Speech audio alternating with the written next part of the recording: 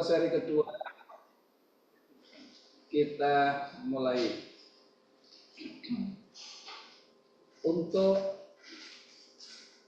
memperlancar acara kegiatan siang hari ini akan saya sampaikan susunan acara pada siang hari ini.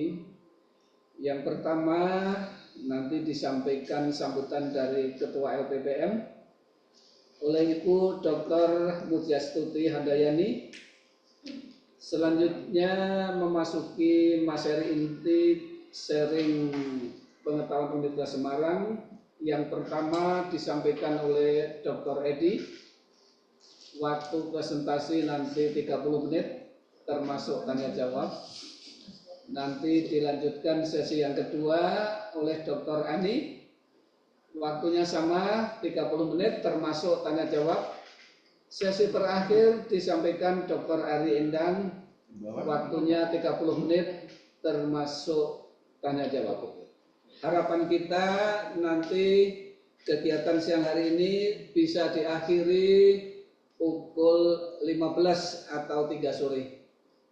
Demikian Bapak Ibu, rekan peneliti dan adik-adik mahasiswa, rundown acara pada siang hari ini. Selanjutnya kami persilakan Ibu Ketua LPPM Profesor Dr. Insinyur Mujiastuti Handayani STMT untuk memberikan pengantar dan sambutannya. Kami persilakan Ibu. Terima kasih Pak Rohadi. Assalamualaikum warahmatullahi wabarakatuh. Bismillahirrahmanirrahim. Alhamdulillahirabbil alamin. Allahumma sholli ala sayyidina Muhammad wa ala ali sayyidina. Yang terhormat Bapak dan Ibu Doktor serta peserta semua diseminasi doktor kedua pada siang hari ini. Alhamdulillahirabbil alamin, kita diberi kesehatan, diberi kemampuan sehingga kita bisa hadir pada acara diseminasi doktor kedua yang diselenggarakan oleh Lembaga Penelitian dan Pengabdian Masyarakat Universitas Semarang. Pada sore hari ini, siang hari ini kita kehadiran 3 narasumber. Yang pertama dari bidang ekonomi, yaitu Dr. Edi Suryawardana SEMM. Terima kasih Pak Edi kehadirannya sebagai narasumber di sini. Kemudian yang kedua Ibu Dr. Ani Triwati SHMH. Terima kasih, ini dari bidang hukum. Dan yang ketiga Ibu Dr. Ari Endang Jayati STMT. Terima kasih Bu Ari, ini di bidang elektro. Memang tadi dari moderator sudah menyampaikan narasumbernya, jadi saya ulang lagi. Ini saya garis bawahi bahwa kami di Universitas Semarang ada beberapa prodi yang sehingga dari dokter-dokter muda ini bisa memberikan diseminasi ini dengan pada waktu tampilan itu membahas dari setidaknya 3 bidang ilmu pengetahuan. Kemudian kepada Bapak dan Ibu yang sudah doktor, kami persilahkan apabila ingin mendaftar dan mengikuti diseminasi ini untuk yang ketiga, keempat, monggo silahkan mendaftar dan kami upload sesuai dengan jadwal yang ada. Hal ini kita butuhkan sebagai meningkatkan akademik atmosfer di Universitas Semarang, sehingga hasil-hasil disertasi yang Bapak dan Ibu hasilkan yang dengan biaya yang sangat mahal, dengan waktu yang banyak, dengan pikiran yang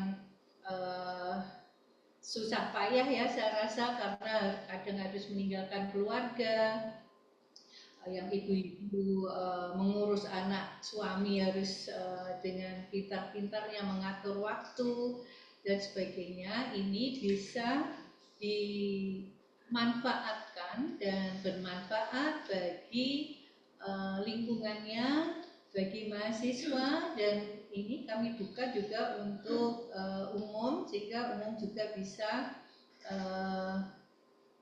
mendapatkan manfaatnya.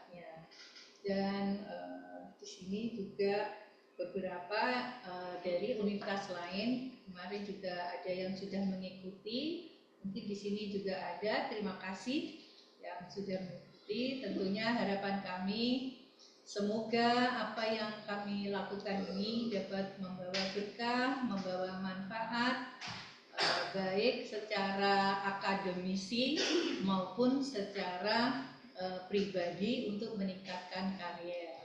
Apabila di dalam pelaksanaan diseminasi ini yang sangat sederhana kondisinya, saya mohon maaf yang sebesar-besarnya. Terima kasih kepada tim seluruhnya yang terselenggaranya diseminasi ini. Kalau ada kurang, salah minta maaf. Wassalamualaikum warahmatullahi wabarakatuh. Waalaikumsalam warahmatullahi wabarakatuh. Terima kasih Ibu Ketua. Sebelum memulai, saya sampaikan ada beberapa mahasiswa yang mengikuti. Saya sapa nih Mas Yusuf Widianto, C411. Kemudian ada mahasiswa yang lain, Dek Zara Nurseta, ini B131. Ya, terima kasih. Tanpa basa-basi, kami panggil Dr. Edi untuk mempresentasikan hasil-hasil risetnya terkait dengan ekonomi kreatif ya. Kira-kira Pak Edi ini penggemar Menteri Menparekraf ini ya. Silakan Pak Edi, waktu 30 menit termasuk tanya jawab di sesi terakhir. Kami persilakan.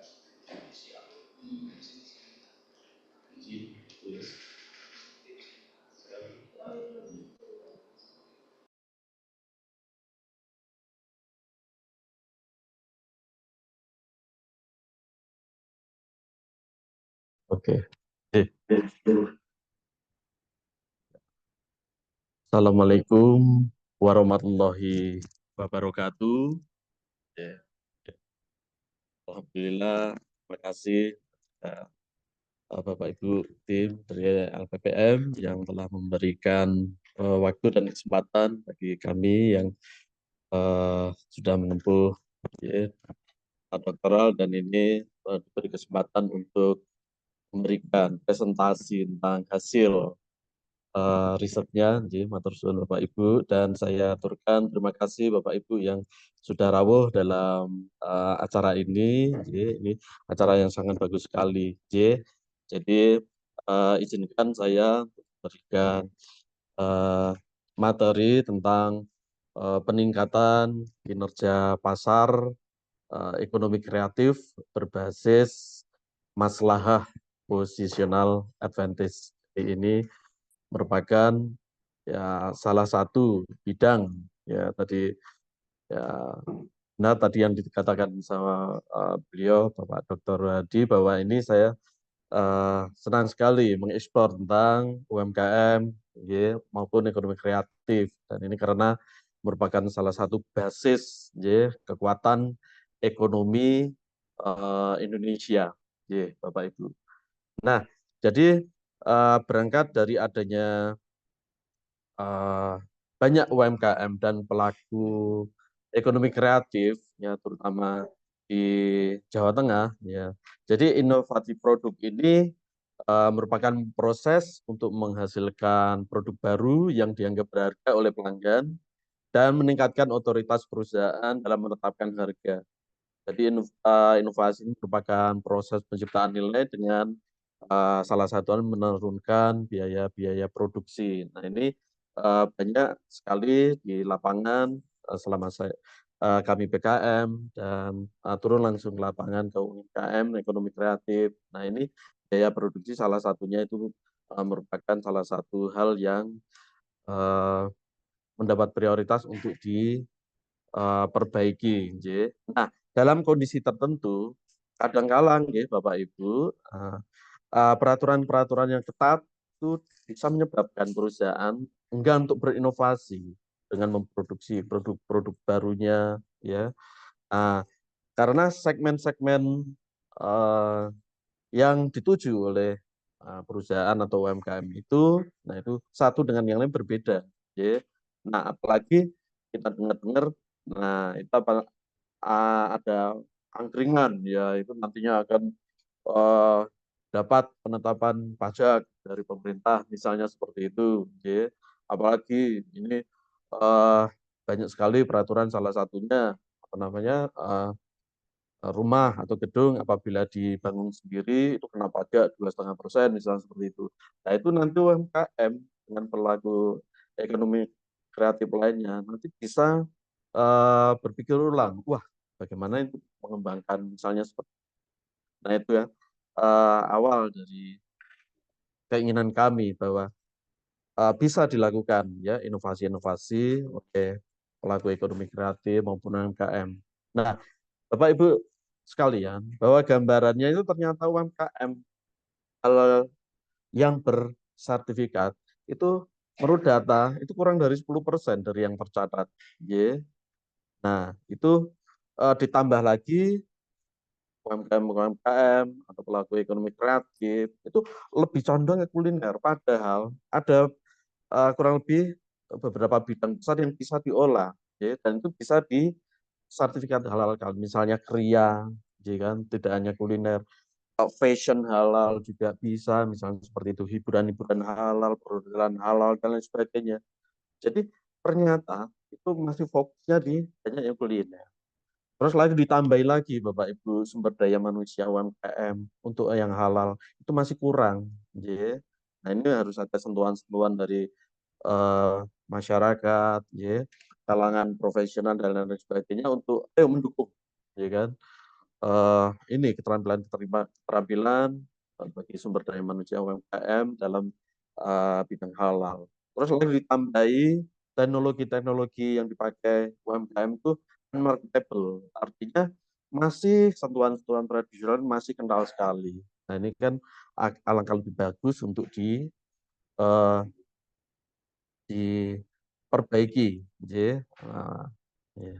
Nah, demikian Bapak Ibu. Nah, awal dari riset kami ini fenomena gap-nya.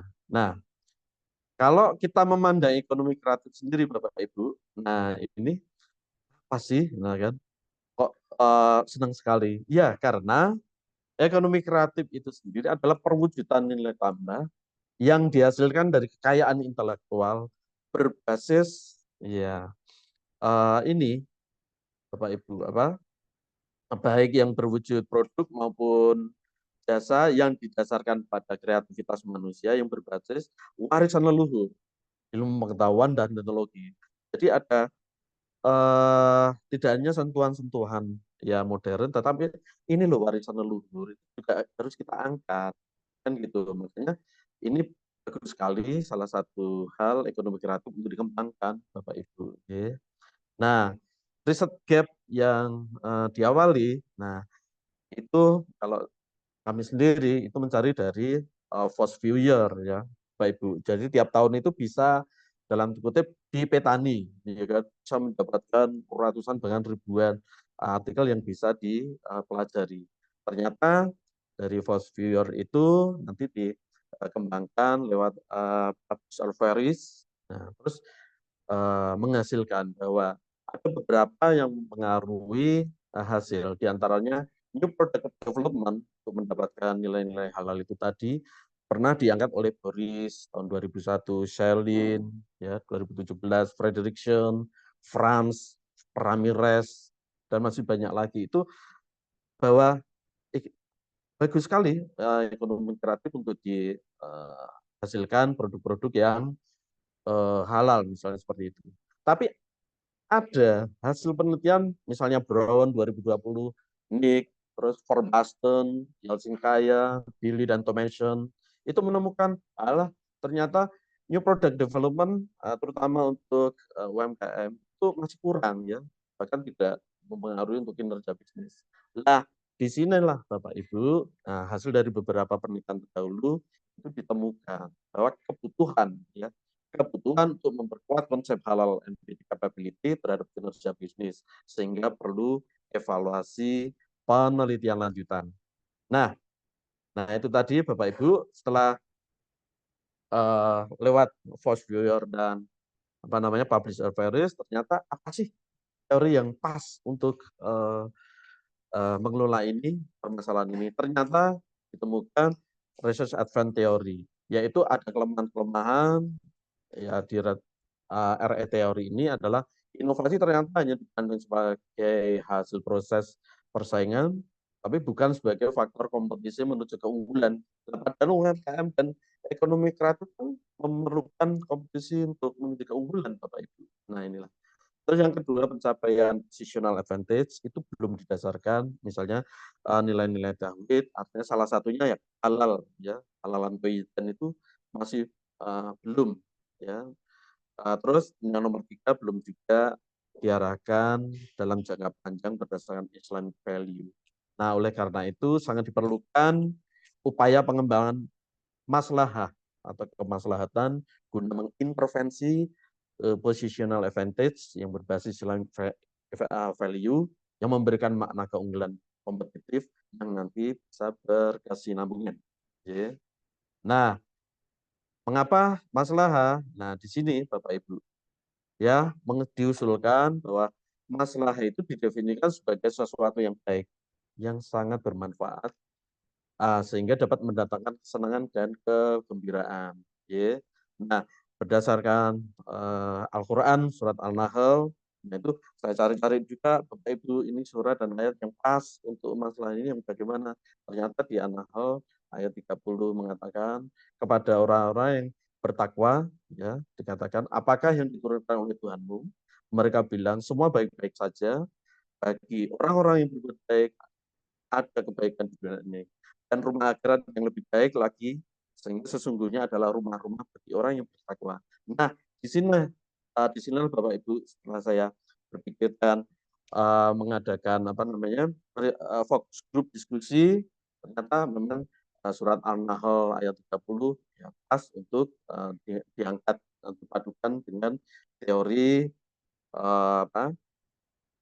positional advantage. Nah, ini dari ada sentuhan Al-Quran dan Al-Hadis ini Bapak Ibu dalam memperoleh pandangan yang baru. Oleh karena itu rumusan masalah bagaimana membangun dan mengembangkan pendekatan baru dalam meningkatkan kinerja pemasaran UMKM kreatif berbasis kapabilitas pengembangan produk halal maslahah positional advantage. Nah, demikian Bapak Ibu untuk latar belakangnya. Untuk integrasi teori yang masuk dalam kajian literatur, kita menggabungkan dari 2 pendekatan Bapak Ibu. Resources advent theory yang diangkat dari Morgan and Boone. Nah, itu mengatakan bahwa market positioning, nah itu semua perusahaan atau UMKM misalnya, itu harus bisa mencapai competitive advantage. Sehingga kalau bisa mendapatkan keuntungan kompetitif, nanti bisa turunkan menjadi positional advantage. Jadi ada kekuatan-kekuatan tertentu yang dimiliki Bapak Ibu. Misalkan kekuatan itu dilihat dari dimensi produknya, layannya, biayanya yang terus harga-harganya yang ditetapkan, image dan delivery. Selanjutnya diintegrasikan dengan namanya Al-Quran dan Hadis yang diturunkan dari fikih muamalah. Ya, jadi fikih muamalah nanti bisa menjadi 2, bisa dalam adabiyah dan madiyah.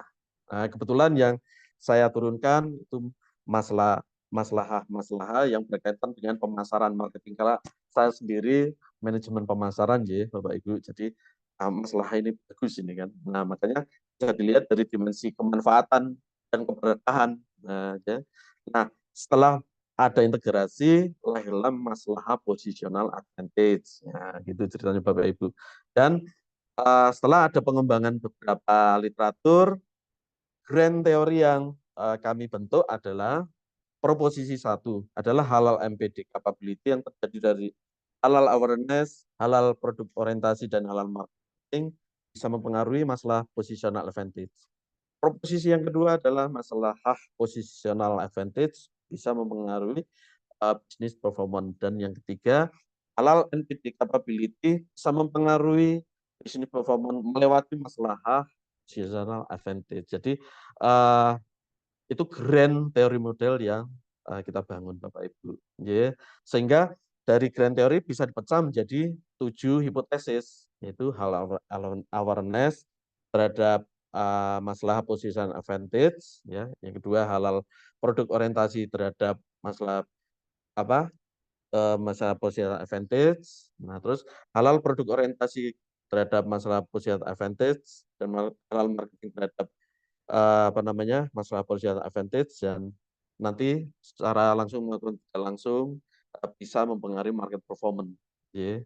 Nah, Bapak Ibu yang saya hormati, populasi yang saya ambil di sini adalah UMKM kreatif kuliner yang terdistribusi di kabupaten kota di Jawa Tengah, Bapak Ibu, 35 kabupaten. Nah, ini adalah seluruh pemilik UMKM kreatif yang difasilitasi sertifikat halalnya oleh dinas-dinas terkait, terutama Dinas Koperasi dan UMKM Provinsi Jawa Tengah. Nah, metode pengambilan itu saya menggunakan purposive sampling dengan beberapa pertimbangan tertentu. Nah, setelah mendapatkan data ini Bapak Ibu, nah itu AMOS yang saya gunakan dalam pengolahan data. Jadi bisa kita analisis bersama bahwa probabilitas sudah baik 0,080 antar hipotesis juga sudah bagus, ya. Nah, ini tapi ada beberapa hal tertentu, ada indikator yang memang kurang bagus, kita hilangkan, tidak apa-apa. Kalau memang itu tidak sesuai dengan penelitian kita. Nah, ini adalah full model AMOS. Sehingga bisa dilihat dari standar regression weight, ya, atau loading faktornya, bahwa semua diterima. Dengan estimasi semua positif, bagus semua Bapak Ibu, dengan probabilitas di bawah 0,05. Itu bagus sekali berarti. Nah, dengan demikian simpulan fenomena gap, ya, ini penelitian meningkatkan kesadaran UMKM kreatif untuk bekerja sama, ya, dengan perusahaan yang lebih besar dan difasilitasi oleh instansi pemerintah. Nah, ini akan menjadi kemitraan yang bagus, sehingga kemampuan UMKM kreatif dalam memproduksi komoditasnya bisa berinovasi, ya, dan mendapatkan produk-produk halal yang baik. Nah, simpulan riset gap-nya, hasil penelitian ini berhasil membuktikan bahwa halal new product development capability melalui dimensi-dimensinya itu bisa mempengaruhi secara langsung maupun tidak terhadap market performance. Simpulan rumusan masalah itu diketahui bahwa kekuatan halal MPD capability dalam dimensi-dimensinya, nah, itu bisa menjadi daya ungkit atau pendorong atau daya penggerak. Nah, dengan ada yang namanya intervensi maslahah positional advantage. Sehingga yang terakhir adalah simpulan pertanyaan penelitiannya. Nah, ini yang membutuhkan banyak perjuangan untuk mendapatkan simpulan pertanyaan penelitian, yaitu halal awareness, halal produk orientasi, halal marketing. Nah, itu bisa mempengaruhi masalah positional advantage, sekaligus bisa meningkatkan halal marketing. Nah, demikian Bapak Ibu dari apa yang saya sampaikan, ya. Waktu saya kembalikan kepada Pak Rohadi, matur suwun. Harus sekali Bapak Ibu, jadi mengekspos terkait dengan melihat kaitan antara performan MKM sebenarnya dengan new product development yang berbasis halal.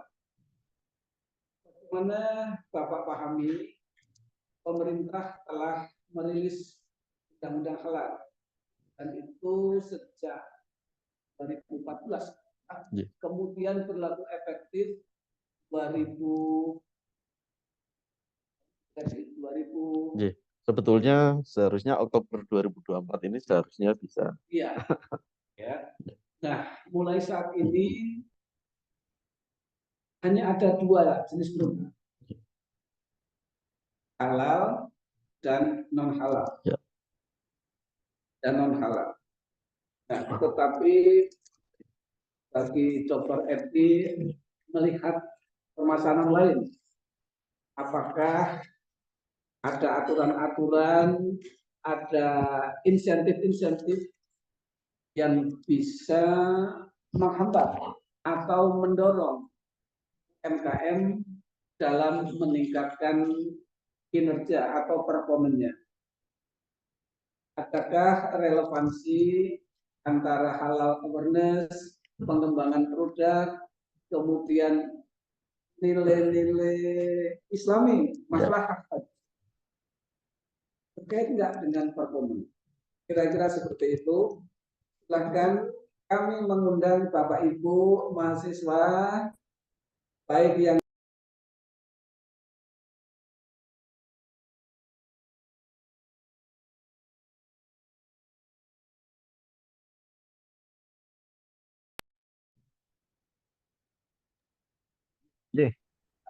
kami persilahkan Bapak Ibu.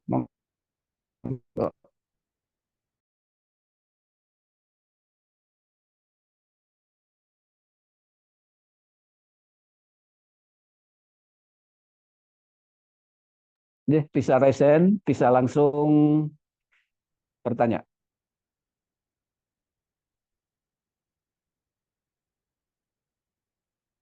Di USM itu ada pusat riset halal.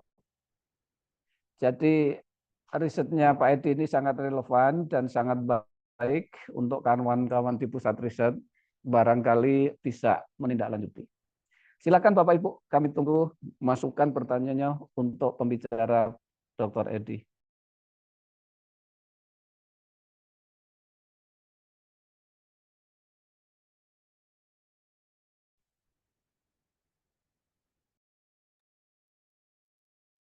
Ya. Sambil menunggu pertanyaan ya Mbak, Ibu sekalian. Ya.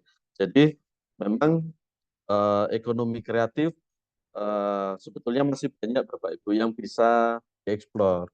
Cuma saya lebih condong ke kuliner sebetulnya. Ini fashion halal itu masih bisa untuk dikembangkan. Ya. Seni kriya pun itu masih bisa dikembangkan. Ya.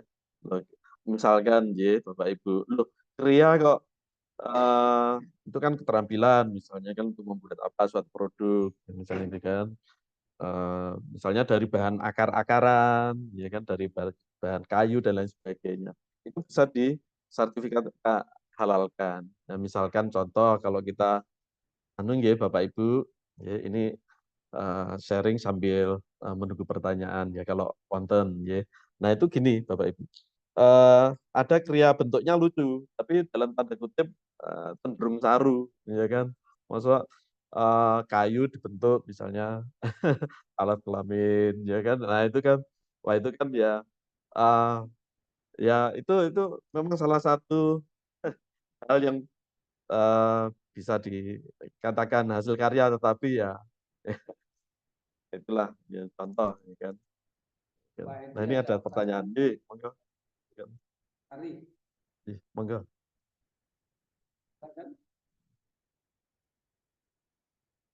Di chat. Saya bacakan Iya ya, silakan. dari Bu Ari Rejang. Bagaimana menarik peminat UMKM agar tertarik mengurus sertifikat halal? Terima kasih Ibu J atas waktu dan pertanyaannya. Nah ini memang ya ada beberapa kendala yang ditemui oleh apa namanya pihak UMKM atau pelaku ekonomi kreatif, ya, yang salah satu yang saya singgung tadi di awal, gitu kan.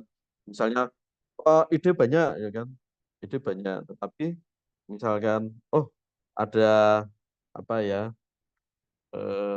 pesanan misalnya, aku buatkan misalnya seni krias seperti ini, misalnya seperti ini, bentuknya seperti ini. Nah, kita sudah tahu, wah itu bentuknya kan dalam tanda kutip saru gitu kan. Tapi bagaimanapun juga, wah ini kan persenjalan orang ini. Mau nggak mau tetap harus saya buat. Nah, padahal itu eh, termasuk tidak halal karena itu kan eh, saru dan tabu meskipun itu hasil karya misalnya seperti itu ya.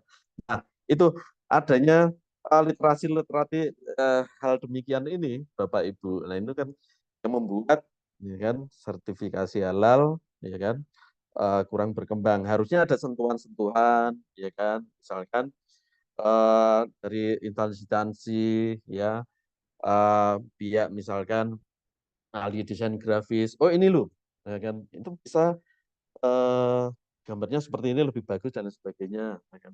Jadi ada kolaboratif kan gitu. Jadi literasi nomor satu yang diperlukan agar eh, pengembangan produk halal ini ya tidak stagnan. Harus ada literasi dulu. Terus yang kedua harus ada sentuhan dari pihak pemerintah. Ya, nggak usah ribet-ribet untuk aturan-aturan lah. Misalnya salah satu contoh UMKM itu ya Bapak Ibu, yang saya temui itu di Magelang.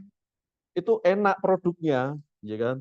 Roti tapi enak sekali. Nah, mengapa kok belum masuk ke halal? Karena satu, harus punya NIB dulu. Ya, nomor induk berusaha. NIB, nemui Pak Dukuh, wangel, misalnya seperti itu. Oknum ya, bukan semua Pak Dukuh enggak. Oknum Pak Duko, wangel. Setelah itu mendapatkan surat pengantar dari Pak Duko, mau masuk ke kelurahan, ya itu sulit. Ya, ditemui, waduh, untuk ngurus NIB saja udah sulit seperti itu. Dalam tanda kutip, kalau misalnya oknum ada lagi, misalnya ada uang rokok, nah itu kan itu udah cerita lain lagi, Bapak Ibu. Nah, itulah suasana seperti itu yang diceritakan oleh pelaku UMKM sendiri loh, itu, Bapak Ibu.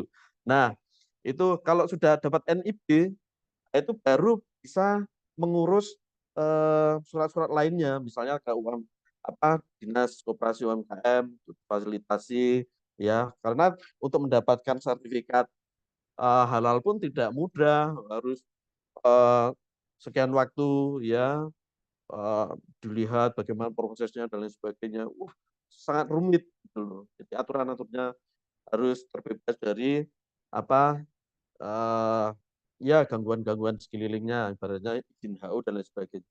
Wah lah itu bagaimana mungkin artinya UMKM itu kepinginnya itu kan simpel gitu loh Bapak Ibu. Makanya Pak Presiden Jokowi itu wanti-wanti.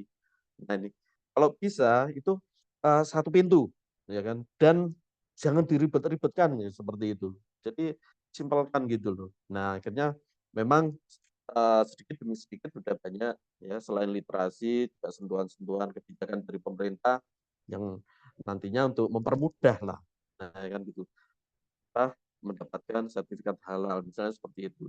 Nah terus selanjutnya adalah dari pihak akademisi Bapak Ibu.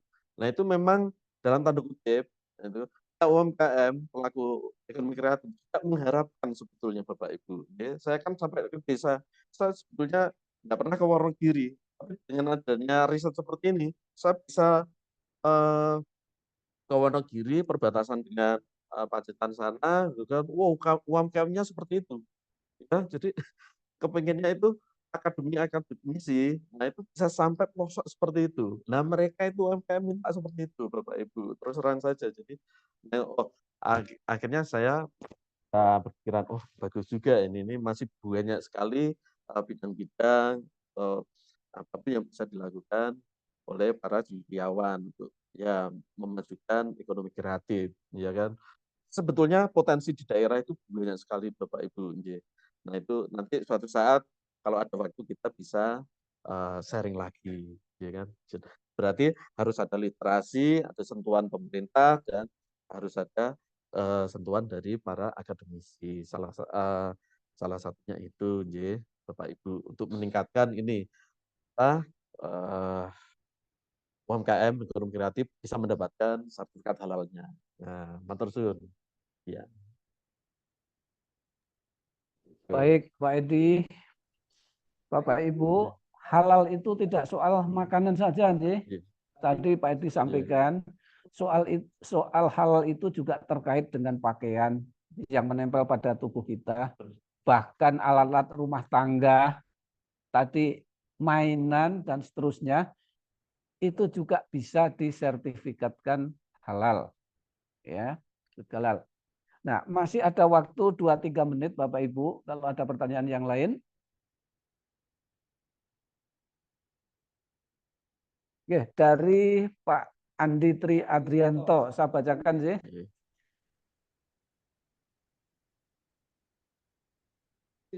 Izin bertanya, apakah masalah positional advantage ini bisa digunakan di UMKM non-Muslim, terlepas dari halal dan non-halal? Monggo, Dr. Edi. Matur suwun. Matur suwun Bapak Ibu dan Pak Dr. Andi yang sudah bertanya, dan ini yang sering ditanyakan ke saya juga, apakah pelaku yang non Muslim itu bisa digunakan ya menggunakan masalah positional advantage ya dalam mengembangkan produk-produknya. Pertanyaannya adalah sangat bisa. Justru ya Bapak Ibu, saya kan juga ke lapangan.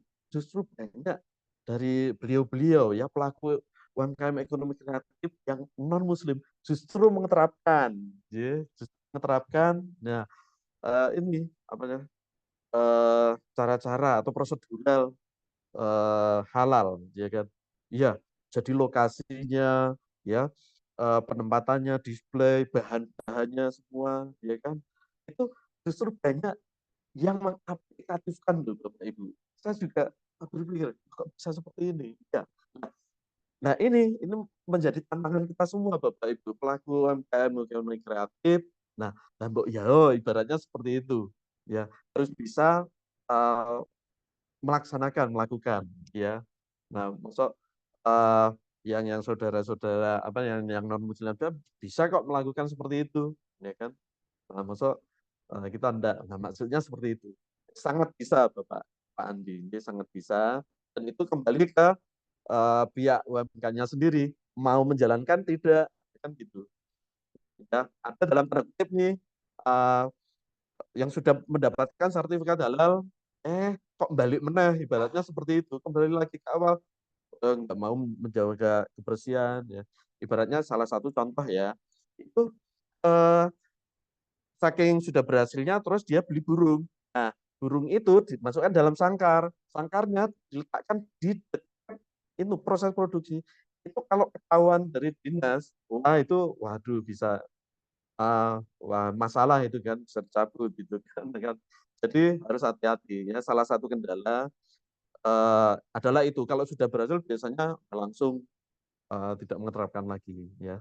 Nah itu jangan seperti itu. Justru harus ditingkatkan ya, jangan mundur lagi. Dan salah satu kendala yang dihadapi oleh UMKM setelah mendapatkan sertifikat biasanya kan ada kadaluarsanya misalnya seperti itu. Nah ada masukan dari para UMKM, ya jangan kena tas lagi, ibaratnya uang sudah melakukan hal yang sudah semestinya. Cukup perpanjangan, tinggal pihak dinas ya datang, cek lagi. Nah, misalnya kalau cas terus ya itu bagaimana UMKM bisa meningkatkan new product development-nya. Misalnya seperti itu. Demikian, matur suwun. Oke, terima kasih Dr. Edi. Ya. Jadi Bapak Ibu penjelasannya gamblang bahwa halal itu juga terkait dengan higienitas, terkait dengan kebersihan, bahkan terkait dengan keamanan. Ya, tadi burung saja di lokasi produksi bisa menggagalkan sertifikat halal karena apa? Tidak bisa menggaransi jaminan kebersihannya. Ya, baik. Terima kasih Dr. Edi sebagai apresiasi yang sudah disampaikan Dr. Edi sharing pengetahuan. Mari kita beri aplaus yang meriah dan alhamdulillah semoga berkah. Ya, terima kasih. Selanjutnya kami panggil Ibu ini ya, kalau tadi Bapak. Ibu Ani Triwati, Dr. Ani Triwati SHMH untuk presentasi yang kedua.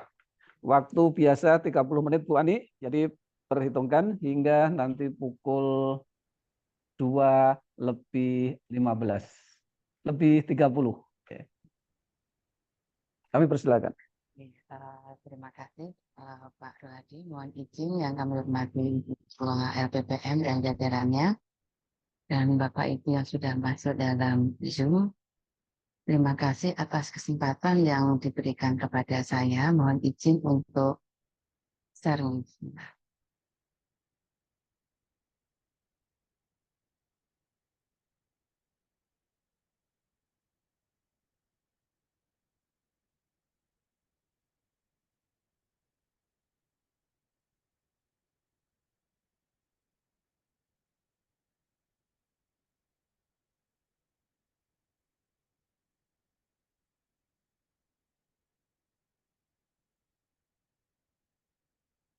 Terima kasih. Assalamualaikum warahmatullahi wabarakatuh. Selamat siang. Jadi dalam kesempatan diseminasi riset obat ini, saya mengambil tema kebijakan diversi dalam sistem peradilan pidana anak. Nah ini saya fokuskan kepada reformulasi. Jadi judul yang spesifik saya ambil reformulasi kebijakan diversi dalam sistem peradilan pidana anak. Nah, saya awali dengan latar belakang bahwa saat ini dalam fakta yuridisnya memang banyak ketentuan peraturan perundang-undangan yang mengatur masalah anak. Oh, saya ini.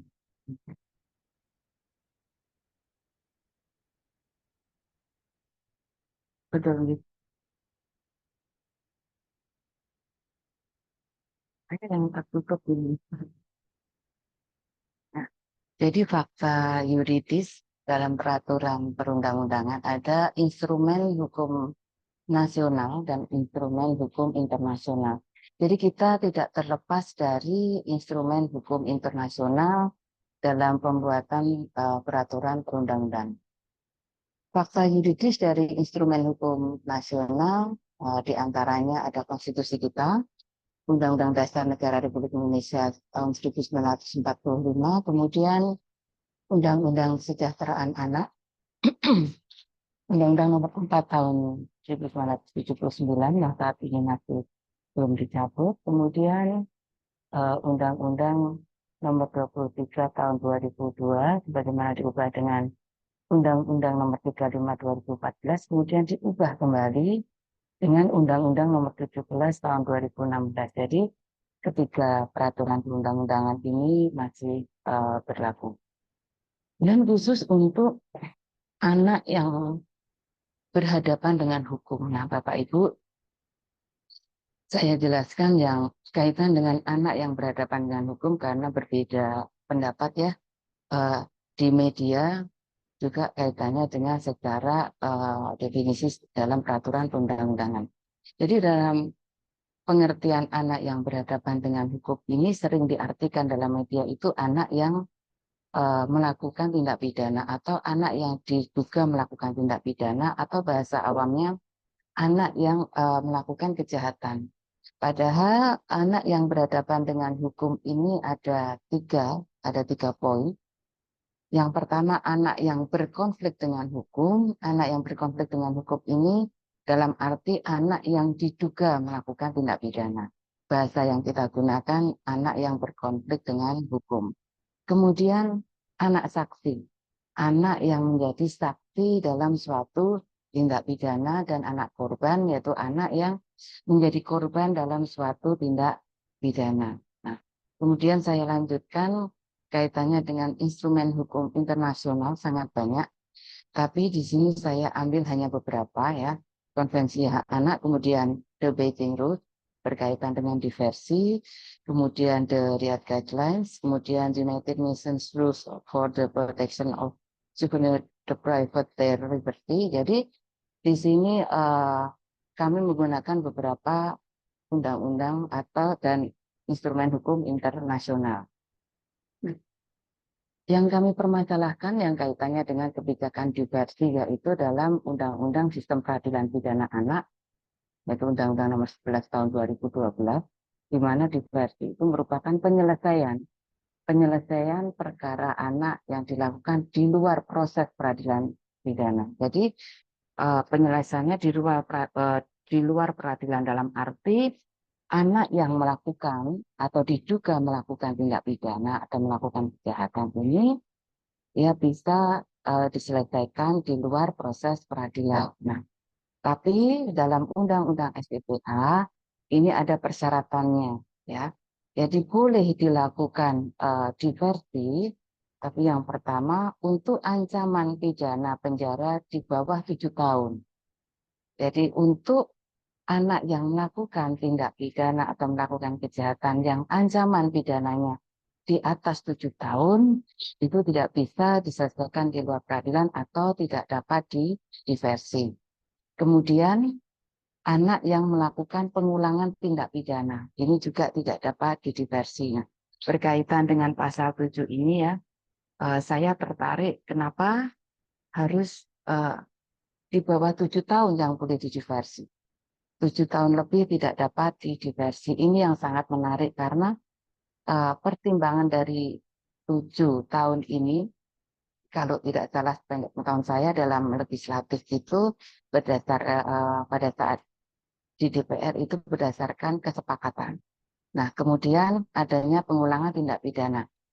Poin A dan poin B ini Bapak Ibu sudah saya gunakan yang poin A untuk penelitian disertasi, kemudian yang poin B bahwa untuk tindak pidana yang dilakukan pengulangan oleh anak, ini sudah saya lakukan penelitian itu dalam hibah kompetitif internal di USN.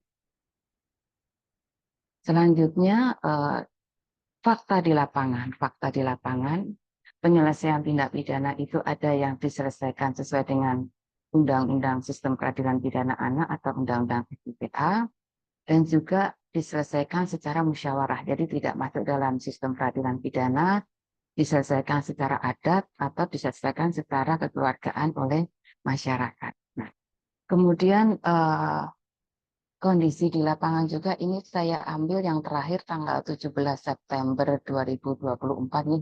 Jadi kemarin saya ambil kondisi terakhir jumlah anak yang berkonflik dengan hukum atau anak yang diduga melakukan tindak pidana itu pada tahun 2022 ada 1.530 laki dan perempuan ya Bapak Ibu, ini saya ambil dari Ditjenpas. Kemudian tahun 2023 mengalami peningkatan menjadi 1.639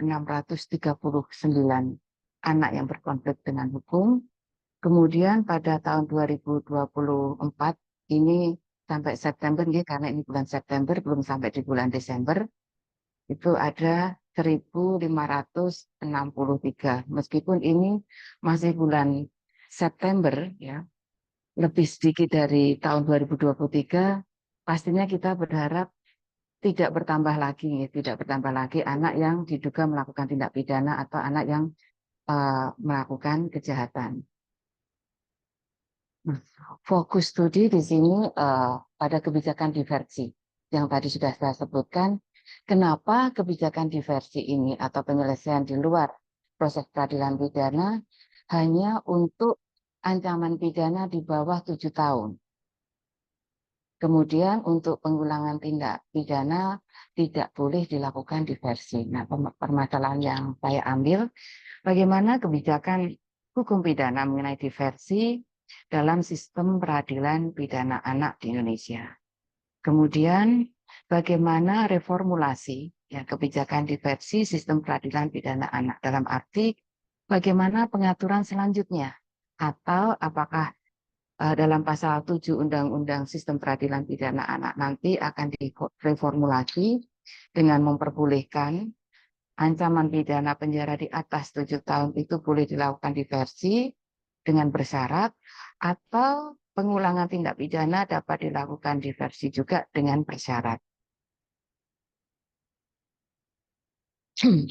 Ini kaitannya dengan konsep yang saya gunakan. Ya. Jadi untuk anak yang berkonflik dengan hukum ini diselesaikan dengan living law, hukum yang hidup di masyarakat kita, kemudian dengan hukum nasional, instrumen hukum nasional dan instrumen hukum internasional. Dengan menggunakan living law ini bisa juga digunakan sarana non penal. Saya jelaskan dulu dalam kebijakan kriminal, artinya bagaimana pemerintah atau bagaimana negara ini bereaksi atas terjadinya suatu tindak pidana. Jadi bisa menggunakan sarana penal, bisa juga menggunakan sarana non penal atau menggunakan sarana hukum pidana. Kalau menggunakan sarana hukum pidana, pastinya kita menggunakan instrumen hukum nasional dan juga lebih bersifat retributif, meskipun dalam Undang-Undang Sistem Peradilan Pidana Anak ini ada juga penyelesaian yang bersifat restoratif, yaitu dengan adanya keadilan restoratif. Atau nanti dapat digunakan sarana non-penal, yaitu sarana yang tidak menggunakan hukum pidana. Sarana dengan tidak menggunakan hukum pidana ini biasanya dilakukan dengan upaya pencegahan. Ya. Dengan upaya pencegahan dalam arti jangan sampai anak ini nanti masuk dalam sistem peradilan pidana. Misalnya bagaimana dilakukan pencegahan dengan di lingkungannya. Saya ambil contoh kaitannya dengan tindak pidana pencurian misalnya. Kenapa anak melakukan pencurian atau banyak juga orang dewasa yang melakukan pencurian? Kalau diambil lagi dari faktor yang melatar belakangi misalnya kemiskinan. Berarti untuk sarana non penal pemerintah harus berusaha untuk memberantas kemiskinan. Bagaimana kemiskinan itu bisa diberantas sehingga anak ataupun orang dewasa tidak melakukan tindak pidana pencurian. Nah, yang dikhawatirkan nanti, ya kalau kita tidak melakukan pencegahan, apabila anak melakukan tindak pidana, ini saya masuk dalam teori labeling. Ya. Dalam arti anak pada saat melakukan tindak pidana belum masuk sistem peradilan pidana, tetapi di lingkungannya itu sudah tahu, oh anak ini melakukan pencurian, atau oh anak ini melakukan tindak pidana, di situ sudah ada label untuk anak. Oh anak ini sebagai anak nakal, oh anak ini sebagai pencuri. Nah, label ini yang kita hindari Bapak Ibu. Meskipun anak itu belum masuk dalam sistem peradilan pidana, apalagi kalau anak ini berproses dalam sistem peradilan pidana. Nah, label ini akan melekat terus dalam masyarakat. Dan ini berdampak buruk pada anak nantinya kalau dia kembali dalam masyarakat apabila dijatuhi pidana. Atau masyarakat sudah mengetahui si anak ini melakukan tindak pidana meskipun dapat diselesaikan secara musyawarah, dapat dilakukan keadilan restoratif, ya. Dilakukan keadilan restoratif dalam arti tindak pidana ini diselesaikan dengan mempertemukan korban pelaku, ya kalau anak bisa didampingi orang tuanya, kemudian masyarakat terdampak, ya. Ada permaafan, yaitu ada permohonan maaf, ada pemberian maaf dari korban, permohonan maaf dari pelaku. Nah, disinilah titik dari suatu keadilan restoratif. Ya, ada perdamaian di situ. Jadi karena ada permaafan, ada permohonan maaf, ada permohonan pengakuan bersalah. Nah, disinilah pintu permaafan terbuka. Nah, tadi yang pertama kaitannya dengan teori labeling, ya kita menghindari supaya anak tidak ada label di situ. Kemudian saya menggunakan teori asosiasi diferensial.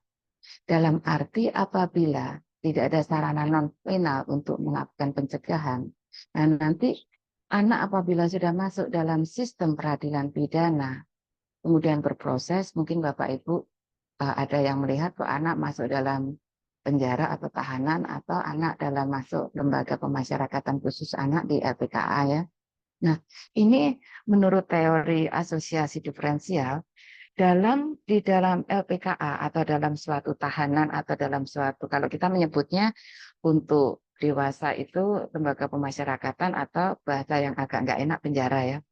Untuk anak digunakan lembaga pembinaan khusus anak LPKA yang ada di Kutoarjo saat ini. Nah, dalam lembaga LPKA ini, itu anak berkumpul dengan teman-temannya yang lain dalam tanda kutip yang dia dijatuhi pidana penjara, ya, pidana perampasan kemerdekaan. Nah, dalam penjara atau dalam LPKA ini di sini ada interaksi. Nah, dalam interaksi yang terus-menerus, ya, setiap hari. Nah, di sini ada transfer cara untuk melakukan kejahatan, meskipun tidak disadari oleh masing-masing anak. Saya ambil contoh misalnya pada saat diskusi, ya, si X melakukan tindak pidana, dia bertanya pada si Y, kok bisa masuk di sini, kenapa? Saya melakukan pencurian, nyuri apa? Satunya misalnya nyuri motor. Nyuri motor caranya gimana? Nah, dari sini sudah bisa terlihat transfer dari ilmu kejahatan dari penghuni LPKA, dari anak-anak ini. Saya kira positif kalau saya sudah di LPKA anak, ya, kegiatan-kegiatan yang dilakukan dari pendidikan, di situ ada kejar paket C, ya, kemudian ada sarana peribadatan. Saya lihat sendiri di situ jam 11 belum adzan sudah kumpul semua. Nah, ini meskipun semua pembinaan baik, tetapi tanpa disadari komunikasi yang terus-menerus ini, tadi yang saya katakan tadi ada transfer ilmu kejahatan. Tadinya anak yang hanya mencuri, mohon maaf, diduga mencuri ayam atau yang lebih ringan, tapi ini mencuri motor, misalnya demikian. HP misalnya.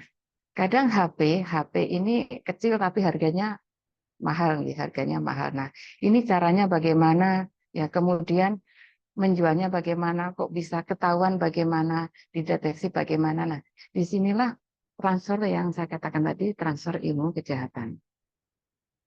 Melalui sarana penal, selanjutnya saya ambil sarana penal nih. Sarana penal itu dilakukan misalnya dijatuhi pidana. Nah, pidana untuk anak ini mungkin yang orang awam belum tahu, pidana ini tidak berarti masuk penjara atau dirampas kemerdekaannya. Jadi untuk pidana bagi anak itu yang pertama ada pidana peringatan. Jadi peringatan itu merupakan pidana bagi anak, Bapak Ibu. Saya kembali ke sini, sarana penal misalnya saya beri contoh, anak dijatuhi pidana perampasan kemerdekaan. Nah, apakah adil bagi anak apabila dia ini dirampas kemerdekaannya?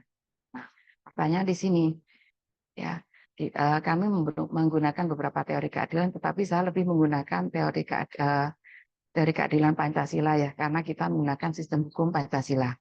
Jadi kita dalam menyelesaikan masalah itu lebih berfokus kepada anak sebagai pelaku ataupun anak sebagai korban ataupun orang dewasa sebagai korban. Bagaimana masing-masing ini memperoleh keadilan, ya. Makanya secara spesifik dalam Undang-Undang Sistem Peradilan Pidana Anak ini diatur keadilan restoratif dan juga diversi. Ini substansi yang utama dalam sistem peradilan pidana anak. Keadilan restoratif dan diversi. Apabila bisa diselesaikan dengan pendekatan keadilan restoratif, itu berarti bisa jadi dialihkan, atau pemahaman keadilan restoratif, Bapak Ibu, jangan diartikan bahwa perkara itu selesai, ya, anak tidak dihukum. Jadi pengaturan keadilan restoratif antara dewasa dengan anak itu berbeda. Saya kembali kepada topik, ya. Jadi dengan adanya sarana penal, sarana non penal, ada teori labeling, kemudian ada teori asosiasi diferensial, ada teori keadilan. Nah, mengerucut kepada fokus studi saya, kebijakan diversi dalam sistem peradilan pidana anak, sehingga saya berpikir perlu adanya reformulasi dalam pasal 7, ya.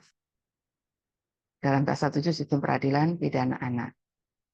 Di sini saya ada standpoint saya, kebijakan diversi sistem peradilan pidana anak. Kemudian paradigma yang saya gunakan di sini menggunakan paradigma positivisme dari Guba dan Lincoln, ya, yang terurai dalam ontologi, epistemologi, dan metodologi. Nah, dalam ontologi di sini, ya, realitas kita di mana realitas ini di sini ada hukum.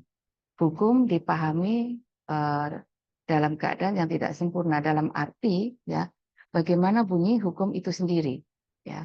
Nah, dalam hal ini di sini ada realitas antara peneliti yaitu saya dan juga hukum. Nah, hukum dipahami tidak sempurna dalam arti apa bunyi hukum itu tidak letterlah apa bunyi hukum, tetapi di sini saya ada nilai.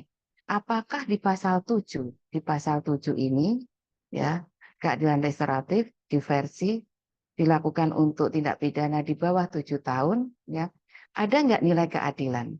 Kalau kita menggunakan positivisme ya sudah berarti bunyi undang-undang itu sudah betul, sudah benar. Di bawah 7 tahun, kalau di atas berarti nggak bisa didiversi.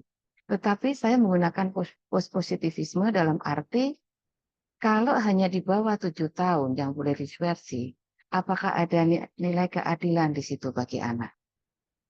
Kemudian saya menggunakan epistemologi dalam arti di sini ada hukum dan manusia ya. Jadi tidak sekedar kita memahami hukum apa adanya. Nah, selanjutnya kaitannya dengan metodologi. Jadi apa yang akan kita gunakan di sini? Bagaimana kita bisa memahami hukum itu? Kemudian jenis penelitian saya menggunakan 2, yuridis normatif dan yuridis sosiologis ya. Yuridis sosiologis ini untuk di Jawa Tengah saya di daerah Temanggung karena saya mendapat informasi dari Bapas Magelang ya. Bapas Magelang ini membawai juga di Temanggung juga nih. Saya mendapatkan informasi bahwa ada kasus tindak pidana yang dilakukan oleh anak dengan ancaman pidana di atas 7 tahun itu bisa dilakukan diversi. Kemudian untuk hukum adatnya, masyarakat adatnya, saya di daerah Bali, yaitu di Desa Sumerta, Denpasar, Desa Kaulan Dewa, Desa Panglipuran di Bangli, kemudian Polresta Denpasar, Kejari Denpasar, PN Denpasar. Jadi Bapak Ibu, saya di sini untuk satu kasus saya menelusur dari tingkat Polres, kemudian Kejari Denpasar, kemudian PN Denpasar. Kemudian di Temanggung demikian juga kasus anak ini, satu kasus anak X misalnya, ditangani oleh Polres Temanggung, kemudian saya ke Kejari Temanggung, bagaimana dengan kasus anak X ini, kemudian saya ke PN Temanggung, menemui hakim yang menangani kasus anak X ini. Kemudian di Polres Bangli, PN Bangli, Bapas Karangasem, Bapak Ibu, kemudian saya ke LPKA Karangasem. Jadi pada saat itu ya kita berkisar di Bali, berkisar di Bali. Oh ini, ya. Nah, kemudian saya lanjut untuk kebijakan hukum pidana mengenai diversi dalam sistem peradilan pidana di Indonesia. Saya menggunakan kebijakan nilai, ya, menggunakan pendekatan nilai dan kebijakan pendekatan pendekatan kebijakan dan pendekatan nilai. Kurang 5 menit saja digagap ini Pak. Kemudian saya gunakan juga instrumen internasional yaitu the Beijing Rules, karena di sini tidak ada eksplisit menyatakan bahwa untuk diversi dilakukan untuk tindak pidana di bawah ancaman 7 tahun. Jadi di sini di Beijing Rules, di Rules 11.1, diversi akan diberikan dengan pertimbangan-pertimbangan yang layak untuk menangani pelanggar-pelanggar hukum yang berusia muda tanpa menggunakan pengadilan formal oleh pihak berwenang yang kompeten. Nah, dalam arti di sini ada komentarnya, pengalihan tidak perlu dibatasi pada kasus kecil, sehingga diversi ini pada dasarnya merupakan instrumen yang penting dalam penyelesaian kasus tindak pidana yang dilakukan oleh anak. Nah, ini beberapa yang saya jadikan pijakan, yaitu Pancasila sebagai norma dasar. Jadi dalam pembuatan peraturan perundang-undangan, Pancasila merupakan sumber dari segala sumber hukum dan di sini saya jadikan sebagai landasan filosofis. Kemudian saya menggunakan landasan yuridis dan landasan sosiologis, ya, yang landasan sosiologis yang tadi saya di beberapa masyarakat ada di Bali. Kemudian saya menggunakan kajian berkaitan dengan substansi hukum. substansi hukum itu berkaitan dengan hukum pidana material, hukum pidana formil, kemudian hukum pelaksanaan pidana, kemudian asas pembentukan peraturan perundang-undangan dan asas materi muatan perundang-undangan. Jadi perlu dibedakan dalam asas pembentukan peraturan perundang-undangan itu yang bagaimana, kemudian asas materi muatan peraturan dari suatu perundang-undangan.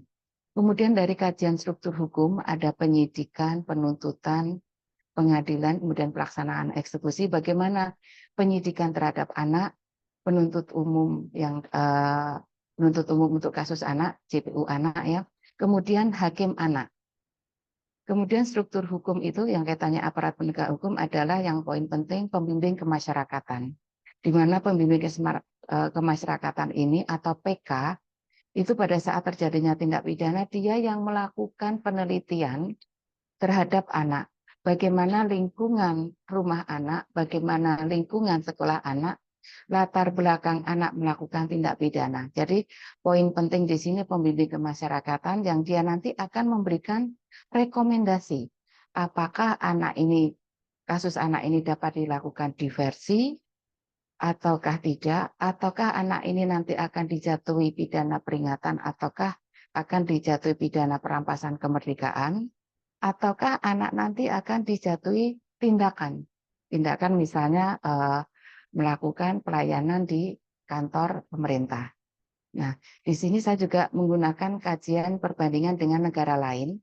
Yang saya gunakan Belanda, Perancis, dan Inggris, tetapi saya mengerucut kepada Belanda dan Inggris. Nah, di Belanda ini untuk penyelesaian kasus anak ya dapat dilakukan dengan tanpa penuntutan.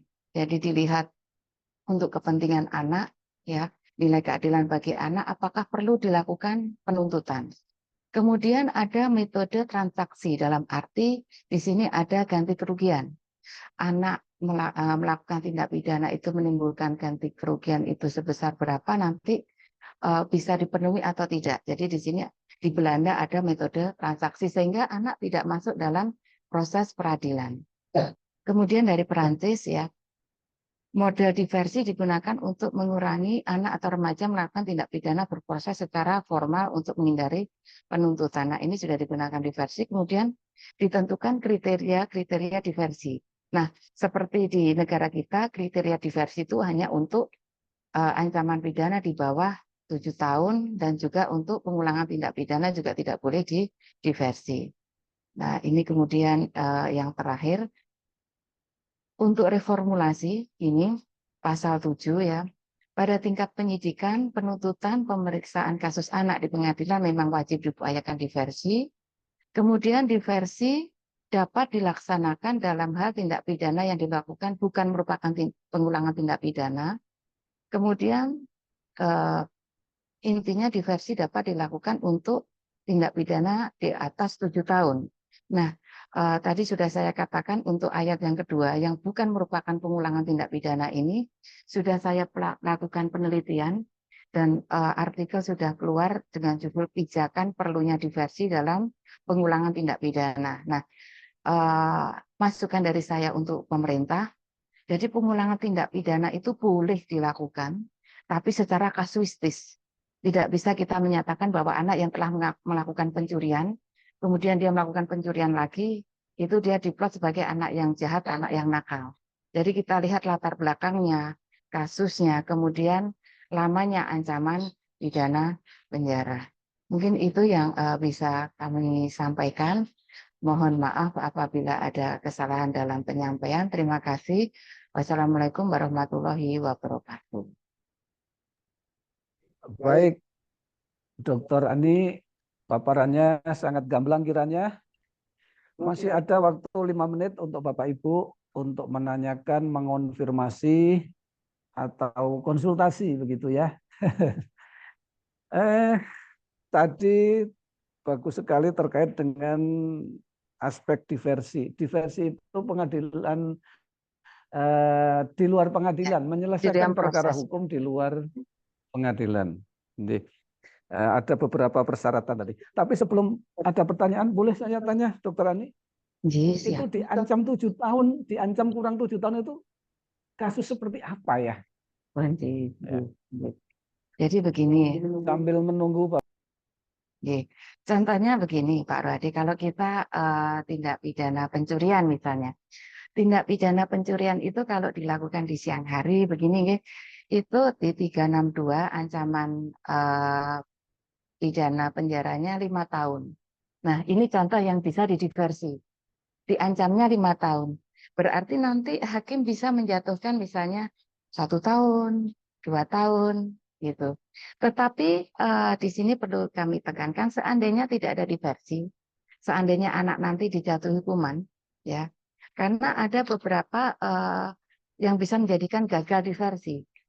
Artinya apa sih, korban tidak sepakat ada diversi, atau sepakat dilakukan diversi, ada ganti kerugian, ternyata kesepakatan atau ganti kerugian itu tidak dilakukan. Sehingga kasus anak ini kembali dalam proses pidana. Nah, misalnya kalau pasal 362 KUHP tadi ancaman pidana 5 tahun bisa didiversi, tapi faktanya tidak ada kesepakatan atau faktanya tidak dilakukan kesepakatan. Nah, ini kan berlanjut dalam proses peradilan pidana. Nah, apabila hakim menjatuhkan putusan khusus untuk anak, maksimal yang dijatuhkan itu setengah dari ancaman pidananya. Setengah. Jadi kalau 5 tahun berarti setengah kali 5 tahun itu maksimalnya.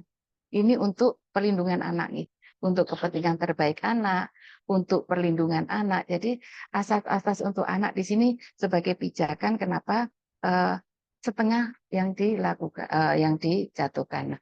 Kemudian kalau di bawah 7 tahun misalnya lagi pasal 365 itu pencurian dengan pemberatan kalau dilakukan malam hari atau dengan merusak gembok kunci. Itu pencurian dengan pemberatan Pak Radi. Itu ancaman pidananya 7 tahun. Nah, kalau dalam bidang hukum di bawah 7 tahun dengan ancaman 7 tahun pastinya berbeda. Nah, ini salah satu kasus yang bisa merubah, ternyata bisa dilakukan diversi. Nah, ini tadi diversi bisa dilakukan di penyidikan, di ranah kepolisian, kemudian di penuntutan, kemudian di pengadilan. Kalau diversi itu tidak bisa dilakukan di ranah penyidikan, bisa dilakukan di ranah penuntutan nanti jaksa. Kemudian kalau di kejaksaan tidak bisa, nanti bisa dilaksanakan di tingkat pemeriksaan pengadilan. Jadi begitu melindunginya negara terhadap anak, ya. Tapi ini kembali lagi aspek kita masing-masing. Ya, kalau saya penelitian itu biasanya ada komen begini, Bu Ani kok terlalu membela anak yang melakukan tindak pidana atau melakukan kejahatan. Padahal saya fokusnya di sini perlindungan untuk anak karena masa depannya masih panjang. Anak itu kan yang disebut anak kurang dari 18 tahun, belum mencapai 18 tahun itu anak, tergolong anak. Nah, untuk pertanggungjawaban anak yang melakukan tindak pidana, itu kalau sudah mencapai 12 tahun, boleh dipertanggungjawabkan. Jadi kalau di bawah 12 tahun, tidak boleh termasuk dalam proses ini, bisa dikembalikan kepada orang tua. Itu. Jadi ada poin-poin yang memang banyak tidak saya cantumkan di sini, poin penting, tapi waktunya yang sesingkat ini, semoga bisa memberikan pencerahan. Ya. Tapi saya kembali lagi tadi data anak yang terakhir saya ambil kemarin, itu di September aja sudah 1.500. Itu belum yang terdetek. Ya, jadi tindak pidana yang dilaporkan itu belum tentu yang senyatanya terjadi segitu, bisa jadi banyak yang tidak diketahui. Ya, tidak diketahui, jadi tidak masuk dalam data. Gitu, Pak Rohadi. Baik. Bapak Ibu, mahasiswa mana ini? Masih ada 2-3 menit, satu pertanyaan, monggo. Ini dari Bu Indah apa ya? Ini dari Bu Indah nggih, Pak. Bagaimana pendapat narasumber untuk anak-anak yang tawuran dan mengakibatkan kematian, hukum apa untuk anak-anak tersebut? Nah, jadi nanti kita lihat di KUHP, saya tidak apa satu-satu, jadi untuk anak tawuran atau ini bisa masuk di pengeroyokan, bisa masuk di 170 Bu Ari Endang. Nanti bisa dilihat. Kemudian yang menyebabkan kematian. Nah, kalau menyebabkan kematian ini yang menjadi kontradiktif. ancaman pidananya misalnya kasusnya Tina yang saat ini ya, Tina yang saat ini itu Sakatata sudah apa itu sudah bebas ya, karena dia tergolong anak pada saat melakukan tindak pidana. Ya, misalnya ancaman pidananya itu 10 tahun, berarti kan separuh dari 10. Nah, misalnya dia sudah menjalani 5 tahun, itu sudah lewat, berarti dia sudah bebas. Gitu. Nah, di sini dilihat ancaman hukumannya ternyata dia tidak bisa, karena undang-undang kita bolehnya diversi itu di bawah 7 tahun penjara ancamannya. Kalau di atas, poinnya berarti kan ini bisa dilakukan proses peradilan pidana. Itu poinnya di situ. Kalau apalagi kalau menyebabkan kematian itu termasuk tindak pidana yang berat, termasuk tindak pidana yang berat. Nah ini kalau tidak salah ada yang di Kalimantan itu si anak membunuh pacarnya sama orang tua si pacar, kalau tidak salah nih. Nah itu kemudian mohon maaf, di situ ada pemerkosaan, padahal posisi sudah meninggal kalau tidak salah. Nah ini kan kalau anak tidak boleh dijatuhi hukuman seumur hidup, dijatuhi pidana mati juga tidak bisa. Maksimal kalau itu seumur hidup yang bisa dijatuhkan 10 tahun. Nah, 10 tahun ini kalau tidak salah sependek yang saya baca ya di media, ini dari pihak korban dan masyarakat tidak terima. Ada yang komentar begini, Nyun Sewu, nggak apa-apa 10 tahun. Nanti kalau sudah keluar kita adili sendiri. Nah, itu yang membahayakan. Karena hukum itu dibuat, itu sudah ada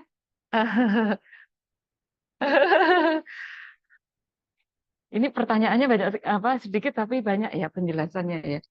Jadi kalau masyarakat itu pemerintah membuat undang-undang itu sudah ada dasar keadilan, tetapi keadilan itu dilihat dari aspek mana.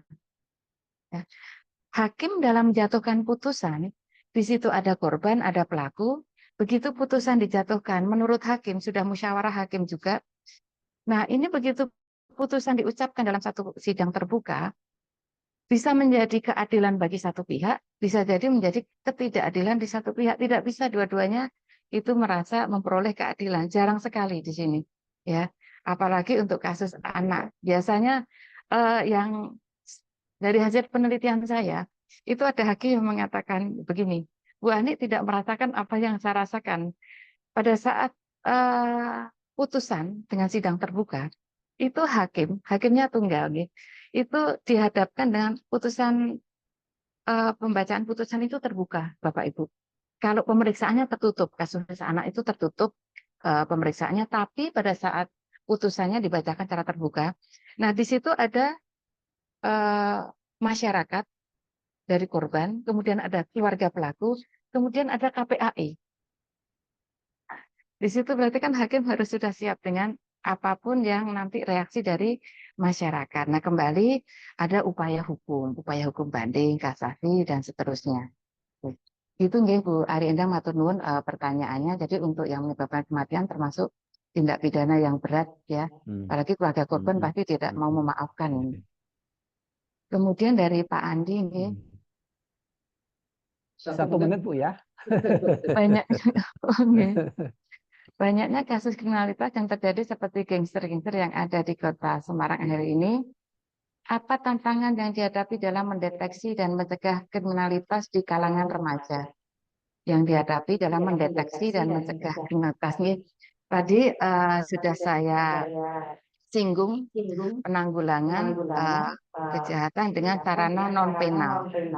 Nah, sarana non-penal ini mengutip dari bukunya Prof. Barda, memegang peranan kunci dalam penanggulangan kejahatan. Ya, kalau dalam hal anak ini ada kebodohan, berarti pemerintah harus menanggulanginya dengan adanya pendidikan. Nah, saya kira adanya Kartu Indonesia Pintar, adanya kejar paket A, B, C itu sudah dilakukan oleh negara. Kemudian misalnya adanya BLT kalau kemiskinan, gitu. Kemudian adanya lapangan pekerjaan. Nah, ini saya tidak memuja atau memuji salah satu pihak ya, adanya gosen, adanya apa itu online, Gojek dan sebagainya itu membantu, sangat membantu sekali. Ya, sangat membantu sekali membuka lapangan pekerjaan ya. Meskipun di satu sisi ada sebagian masyarakat yang mungkin adanya Gojek dan sebagainya ini menjadi tersingkir dia mata pencahariannya.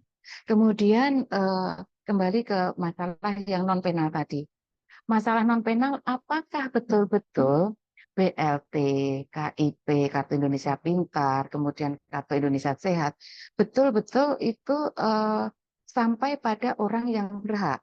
Karena kalau dilihat di lapangan, untuk mendapatkan Kartu Indonesia Pintar dan sebagainya, persyaratannya mungkin ada KTP dan lain-lain. Padahal masyarakat kita yang betul-betul tidak mampu, itu KTP saja dia tidak ada. Atau mohon izin bisa jadi mohon maaf kalau saya salah ya, di tingkat RT biasanya untuk tingkat kemiskinan ya, untuk mendapatkan apa itu BLT dan sebagainya, sebetulnya portal pertama itu di RT, mampu atau tidak. Nah, ketidakmampuan di sini apakah hanya sandang pangan? Karena apabila dilihat antrian BLT itu ada juga yang mempunyai motor kalau tidak salah, ada juga yang menggunakan perhiasan. Nah, ini yang remaja-remaja demikian juga kaitannya dengan IT ya, ada track-trackan dan sebagainya ya. Jadi remaja-remaja SMP kalau tidak salah, saya pernah ada kasus itu minta motor sama ibunya karena dalam keadaan tidak mampu, tidak dipenuhi, si anak ini gantung diri, bunuh diri. Nah, ini yang perlu dicegah ya. Jadi bagaimana ada sosialisasi. Kami dari Fakultas Hukum itu kalau pengabdian, saya sering menggunakan tema sistem peradilan pidana anak. Ya, saya menggunakan tema bantuan hukum juga, saya menggunakan tema-tema tindak pidana yang dilakukan oleh anak. Dan kami juga ke sekolah-sekolah SMA, karena rawan di sini, belum mencapai 18 tahun itu kan lebih banyak anak SMA. Nah, ini kami berikan penyuluhan-penyuluhan supaya ya salah satunya dalam rangka mencegah kriminalitas. Termasuk kalau yang lain misalnya kaitannya dengan kecelakaan lalu lintas. Kemudian kita bekerja sama dengan institusi kepolisian. Itu mungkin yang bisa saya sampaikan. Waktunya nyuwun sewu lebih dari 1 menit, nggih baru hadirnya punten ini. Nggih, matur nuwun Pak Andi. Nanti kalau ada pertanyaan lagi mungkin di lain waktu nggih bisa lebih leluasa lagi. Matur nuwun. Nggih. Nggih. Tidak apa Bu Ani, moderatornya pemurah ini. Iya, untuk memberikan apresiasi kepada Dr. Ani, kami mohonkan aplaus yang meriah. Terima kasih Bu Ani sharingnya. Ya. Ya. Bapak Ibu, yang terakhir kami panggil Dr. Ari Endang untuk bisa menyampaikan materinya. Ada waktu sampai maksimal pukul 3. Begitu ya, Bu Ari. Kami persilahkan Bu Ari. Monggo. Bapak Ibu, presensi sudah ada di link di situ.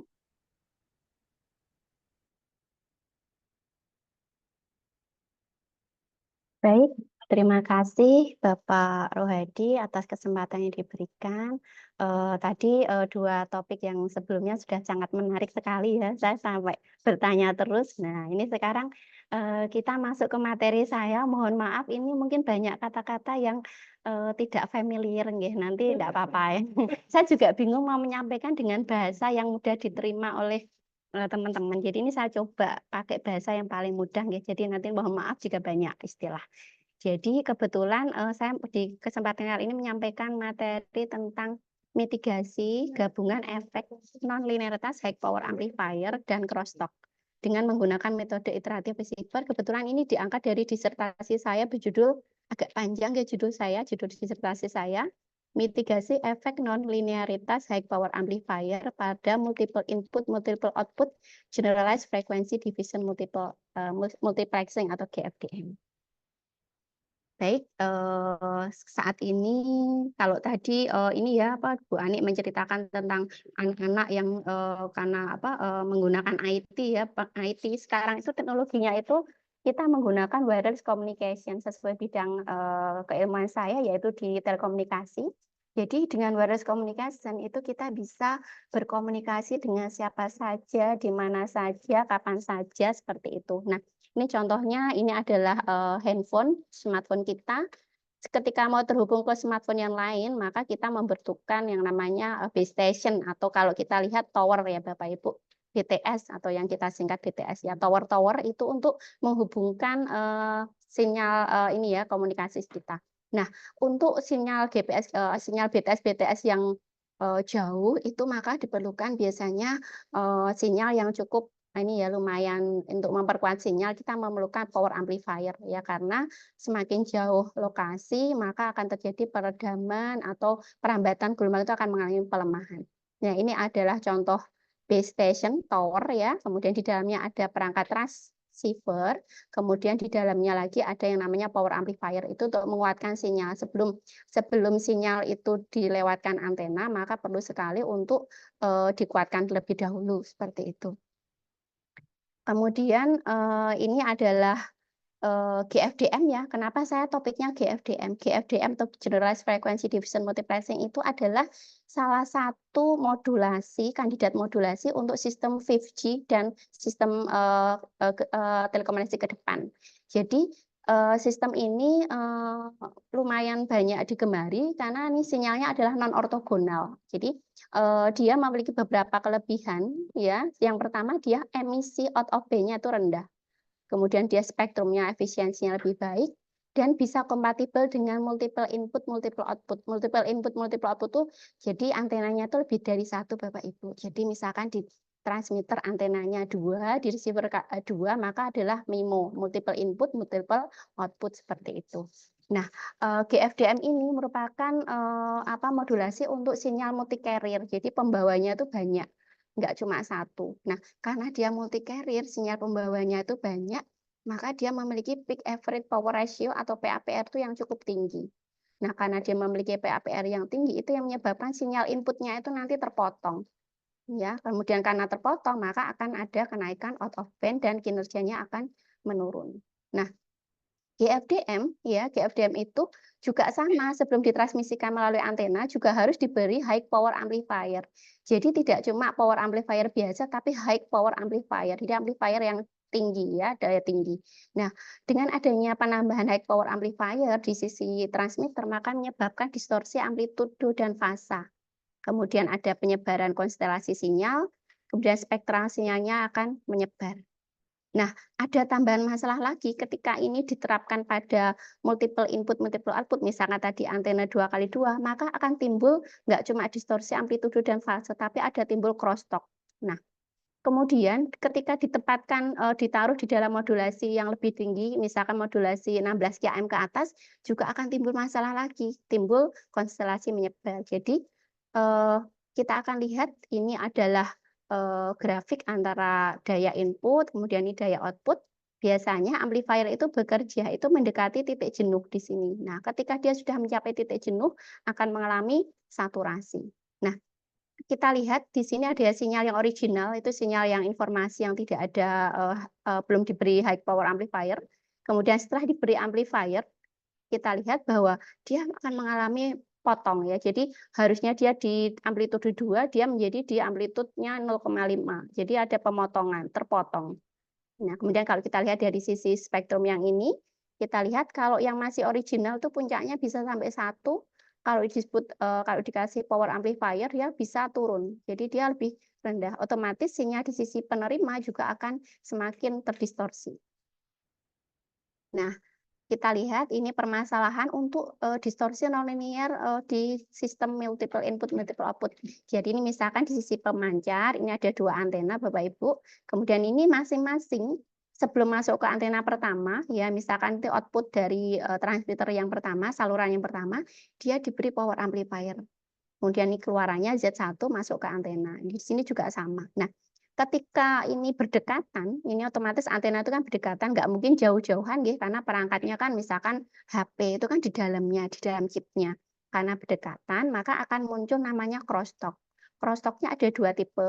Yang tipe kalau setelah high power amplifier disebut linear crosstalk, yang sebelumnya namanya non-linear. Nah, karena tadi dikasih high power amplifier saja sudah ada distorsi, ketambahan ini berdekatan, maka akan timbul lebih kompleks permasalahannya. Nah, jadi inilah yang mendasari, maka perlu banget penelitian ini. Jadi perlu banget kita yang pertama melihat gimana sih efek gabungannya itu ya, kalau ditambah distorsi, ditambah crosstalk itu seperti apa spektrumnya, itu yang pertama.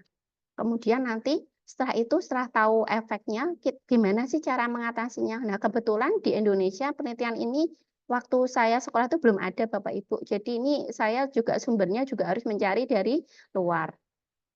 Nah, ini kajian pustakanya Bapak Ibu, gimana sih cara untuk mitigasi, itu ada 4 yang umum, yang 4 metode yang umum, dimulai dari decrease input back off, jadi ini langsung power back off-nya langsung dikurangi gitu, di inputnya dikurangi. Ini juga ada kelemahannya Bapak Ibu, kalau dikurangi otomatis kan dayanya berkurang, yang inputnya aja udah berkurang, outputnya otomatis berkurang. Kemudian berikutnya ini ada linearisasi high power amplifier. Ini di sisi transmitter Bapak Ibu ada beberapa metode. Salah satunya predistortor ini juga ada juga saya usulkan di disertasi saya, tapi tidak saya bahas di kali ini. Kemudian ada teknik reduksi peak average power ratio, ini juga ada, ini beberapa teknik, ini juga menarik.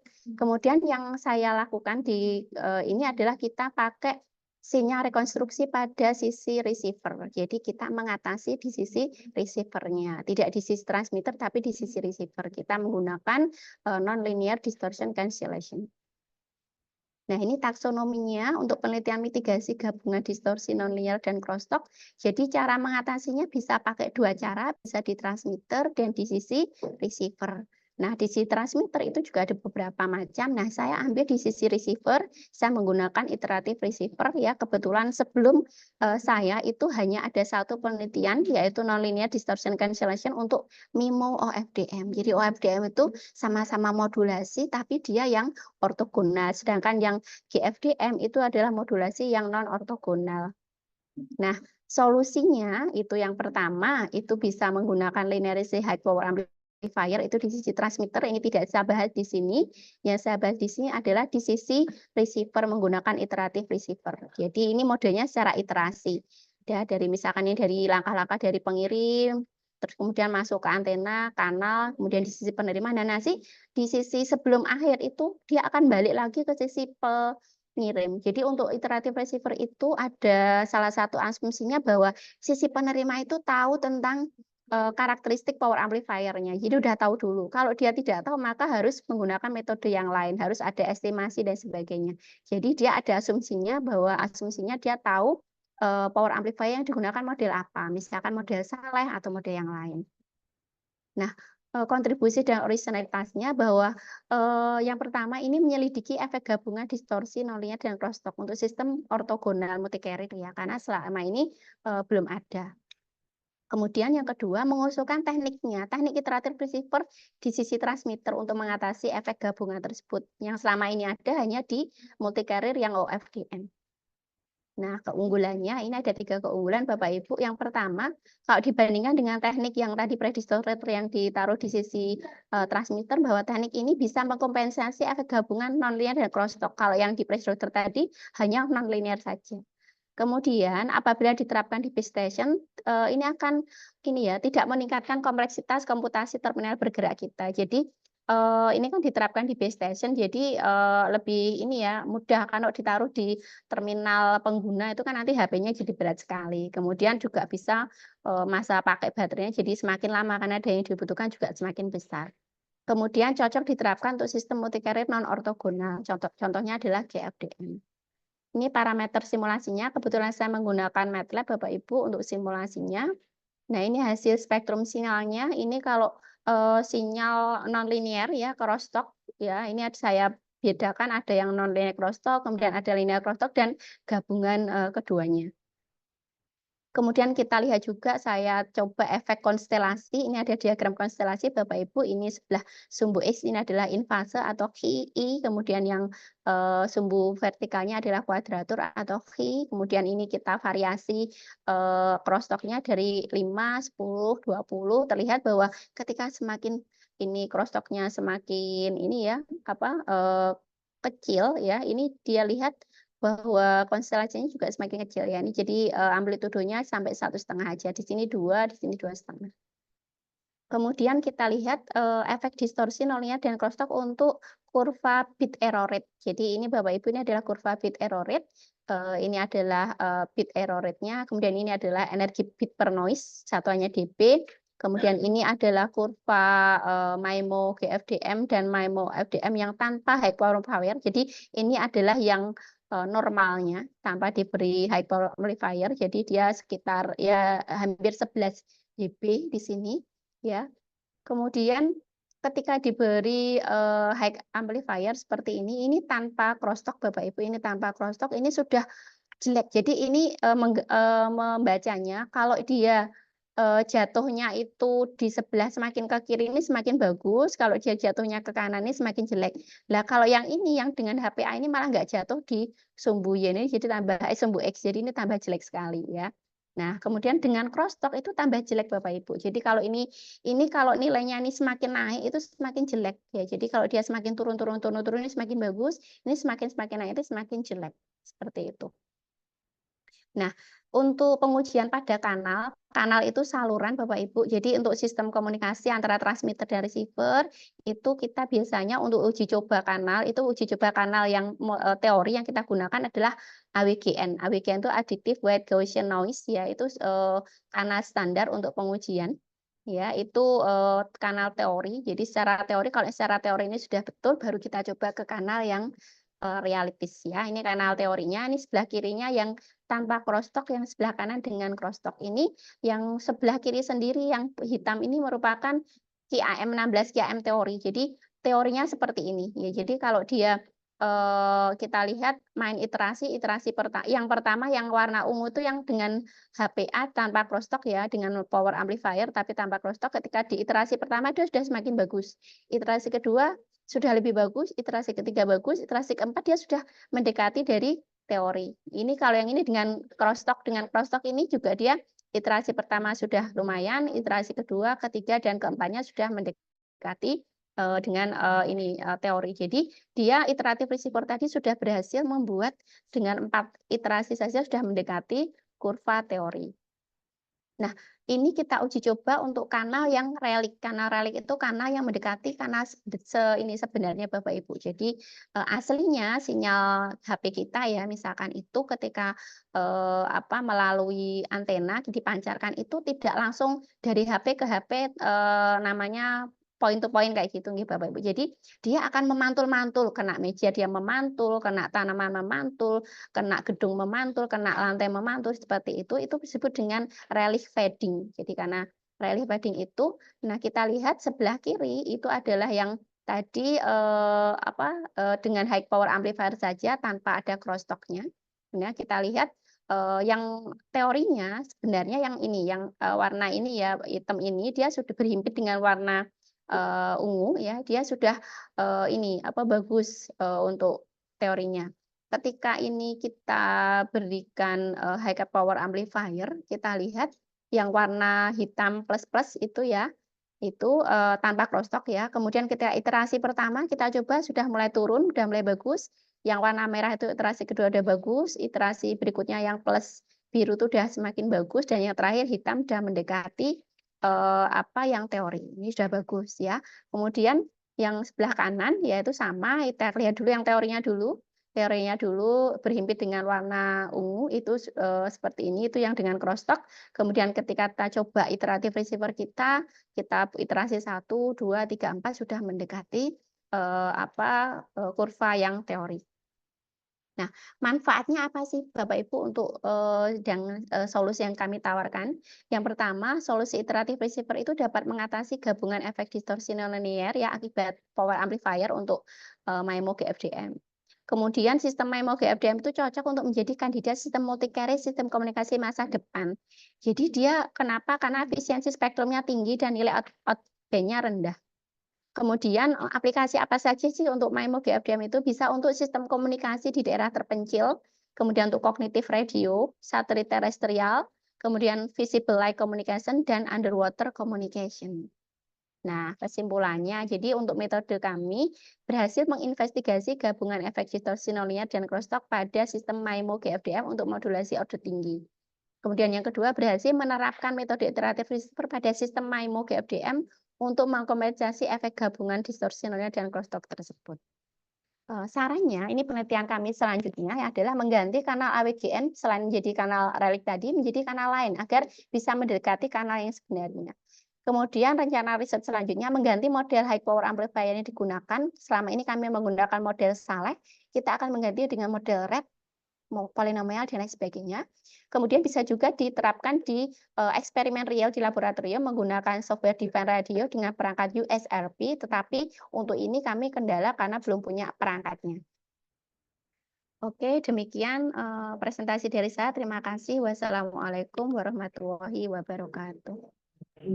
Waalaikumsalam warahmatullahi wabarakatuh. Terima kasih Bu Ari, Bapak Ibu. Kalau saya lihat pesertanya, seri kedua ini cukup banyak dan stabil pada posisi 66. Ya, diharapkan ini sampai berakhir bahkan nanti bertambah, kemudian pada seri ketiga juga bertambah. Tadi di awal disampaikan Dr. Ari, maaf Pak ya istilahnya asing-asing. Oh ya memang betul asing-asing. Saya nggak tahu crosstalk, tahu saya breadtalk. Tapi luar biasa. Apa Bu Ani berkawan dengan hakim, tidak abstrak. Berkawan dengan anak yang berkonflik dengan hukum, tidak abstrak. Berkawan dengan para pengadil. Pak Edi berkawan dengan UMKM, berkawan dengan produk. Bu Ari berkawan dengan elektron. Wah, elektron. Tapi output yang ditawarkan luar biasa, ya. Hasil yang ditawarkan luar biasa, bisa mengatasi masalah gangguan untuk jarak jauh, komunikasi jarak jauh. Nah, ya riset yang seperti ini segera kaya Bu Ari. Ya, ya kita doakan ya. Silakan Bapak Ibu kalau ada pertanyaan ya ditujukan kepada Bu Ari, jangan ke saya, Bu Ari. Saya nggak tahu nih. Monggo silakan Bapak Ibu. Pak Bambang ini, monggo. Deh, atau Bu Ketua ini. Jadi tambahan informasi Bapak Ibu untuk penelitian saya itu sebenarnya sejalan dengan riset yang dilakukan oleh Bapak Khairul Anwar. Mungkin Bapak Ibu sudah pernah mendengar nama beliau, bisa di searching aja. Beliau adalah dosen di Telkom University yang menemukan 4G yang mungkin sekarang kita nikmati Bapak Ibu. Jadi amal jariah beliau itu kita nikmati ya, seluruh orang di dunia menikmati. Salah satunya dia juga mengatasi efek seperti ini. Cuma mungkin karena beliau waktu itu di Jepang, jadi untuk proses paten dan sebagainya, kemudian dari Jepang juga lebih mudah. Tapi mungkin kalau di Indonesia, saya kemarin coba agak sulit ya, karena ini sesuatu yang abstrak nggak kelihatan gitu. Jadi goib gitu, nggak kelihatan. Gitu Bapak Ibu. Mungkin Tapi Bu Ari kan kelihatan. nggih, begitu Ya, tapi tambahannya luar Bapak Ibu. biasa. Ini sudah paten Bu Ari ya? Belum, Risetannya, Bu kemarin Ari. diajukan paten, tapi memang kalau di Indonesia kan harus menghasilkan produk ya patennya. Ini saya masih belum karena ini kan perlu kami coba di laboratorium dulu Bapak Ibu. Cuma emang kendalanya memang sumber daya manusia juga kita untuk mencari tenaga ahli yang bisa untuk menggunakan USRP itu juga di Indonesia mungkin bisa dihitung dengan jari. Kemudian kampus yang memiliki USRP juga tidak banyak. Jadi memang harus kolaborasi dengan teman-teman lain yang seminat seperti itu. Kebetulan kemarin kami koordinasi dengan kolaborasi dengan Telkom University Purwokerto, tetapi itu pakai SDR yang masih sederhana gitu. Kita coba-coba seperti itu dulu Pak. Nanti kalau sudah pada pinter-pinter SDM-nya, semoga nanti bisa lebih baik. Saya ingin kolaborasi tapi nggak cukup ilmu untuk Bu Ari ini. Monggo Bapak Ibu, ini riset masa depan. Ya, kawan-kawan elektro, mudah-mudahan ini menghasilkan kolaborasi dengan kawan-kawan di luar USM, bahkan dengan luar negeri, perusahaan-perusahaan yang besar sekelas Telkom, sekelas yang mana ini sangat memanfaatkan hasil riset dari Bu Ari. Ya, kami tunggu pertanyaan dari Bapak Ibu. Mahasiswa silahkan.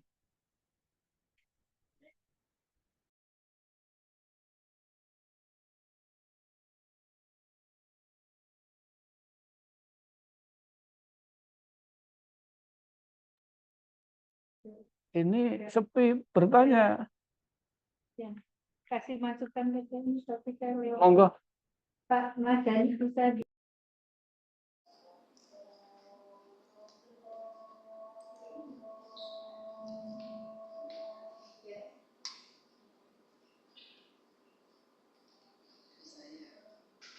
lewat di punyanya Bu Ani barengan ya.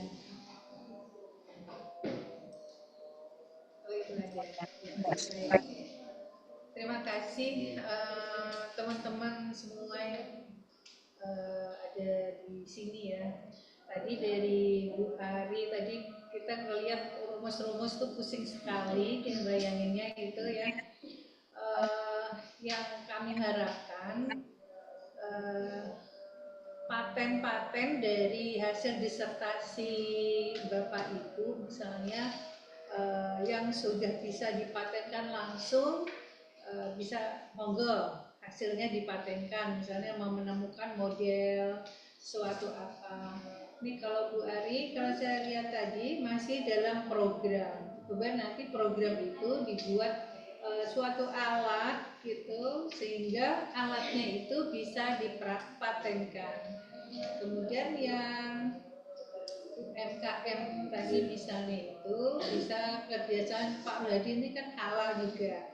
Terus membuat sistem yang menuju UMKM yang halal gitu, mungkin itu juga bisa dipatenkan Pak Ron, yang halal gitu. Jadi untuk paten itu inginnya yang bisa diaplikasikan langsung gitu.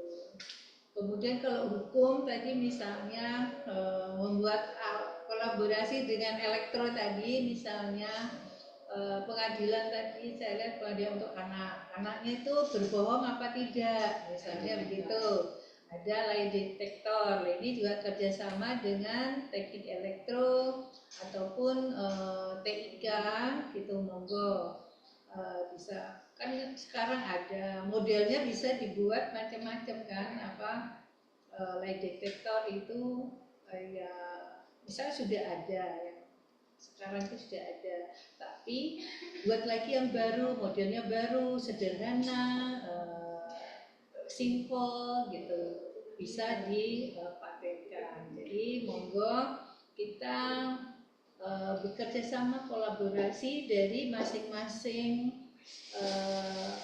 dosen yang berkompeten untuk menghasilkan paten bersama-sama. Mudah-mudahan dengan disertasi ini ya, diseminasi disertasi ini bisa membuka wawasan dari teman-teman dosen semua, baik yang sudah doktor maupun yang profesor maupun yang belum doktor, itu bisa kolaborasi untuk menciptakan paten-paten dari dosen USM ya. Juga bisa kolaborasi dengan dosen di luar USM, monggo. Jadi kita memberikan kebebasan, dan di USM ini sekarang ini sedang membantu keberhasilan dari dosen-dosen untuk menghasilkan paten. Gitu Pak Ron, masukan dari saya ya. Baik, terima kasih Bu Ketua. Mudah-mudahan apa yang disampaikan Bu Ketua menginspirasi peserta diseminasi riset doktor pada sore ini. Tadi kita lupa memberikan aplaus untuk Bu Ari. Ya, kita berikan aplaus untuk Bu Ari dan terima kasih. Bapak Ibu, dengan berakhirnya presentasi dari Bu Ari, maka sesi diseminasi riset-riset doktor pada riset doktor kedua pada siang hari ini sudah berakhir. Namun sebelum kita close, saya sampaikan untuk sesi diseminasi riset doktor sesi yang ketiga pada Oktober, kami berharap dari Fakultas Teknologi Pertanian bisa ada yang mewakili, kemudian dari Fakultas Teknik Sipil ya bisa mewakili, dan ada satu peserta dari luar kampus USM yang sudah plotting mendaftar untuk Oktober. Oke. Harapannya kegiatan ini semakin bergulir dan semakin menciptakan suasana akademik yang lebih baik. Oke. Sekali lagi kami menyampaikan terima kasih yang tak terhingga kepada ketiga narasumber, Dr. Edi, Dr. Ani, dan juga Dr. Ari Endang atas materi yang disampaikan. Begitu Bapak Ibu, nggih. Akhirnya kegiatan ini kita tutup. Kita bacakan hamdalah bersama-sama. Alhamdulillahirabbil alamin. Assalamualaikum warahmatullahi wabarakatuh. Terima kasih ya Pak Edi. Ya Bu,